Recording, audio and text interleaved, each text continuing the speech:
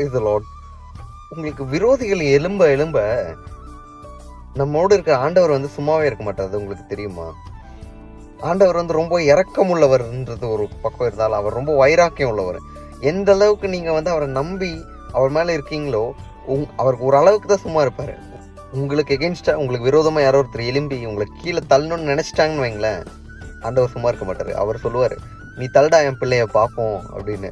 ஆனால் ஒருவனே உங்களை வந்து கீழே தள்ளுறதுக்கு அலோவ் பண்ணவே மாட்டார். அந்த அளவுக்கு வைராக்கியமான ஆண்டவர் அவர். ஸோ அவரை நம்புகிற எல்லாருக்குமே வந்து கண்டிப்பாக அவர் வந்து உங்களுக்காக அவர் யுத்தம் பண்ணுவார். ஆனால் ஒரு விஷயம், உங்களுக்கு எகென்ஸ்டாக யாரோ ஒருத்தர் எழும்புறாங்களா, நீங்கள் சும்மா இருங்க, அவர் நமக்காக யுத்தம் பண்ணுவார். யாருமே உங்களை கீழே தள்ள விடவே மாட்டார் அவர். இன்னைக்கு இஸ்ரேல் இருக்கு, இஸ்ரேலுக்கு எகென்ஸ்டாக யாராலையுமே வந்து போட்டி போட்டு ஜெயிக்க முடியல. ஏன்னு கேட்டால் இஸ்ரேலில் வந்து ஆண்டவர் இருக்கார், அதே ஆண்டவர் நம்ம கூட இருக்கார். ஸோ உங்களுக்கு ஒரு பிரச்சனை வருதா, ஆண்டவர்கிட்ட வந்துடுங்க, யாருமே உங்களுக்கு கீழே தள்ள முடியாது. அவர் வேற மாதிரி ப்ரோ. ட்ரை பண்ணி பாருங்கள். God bless you.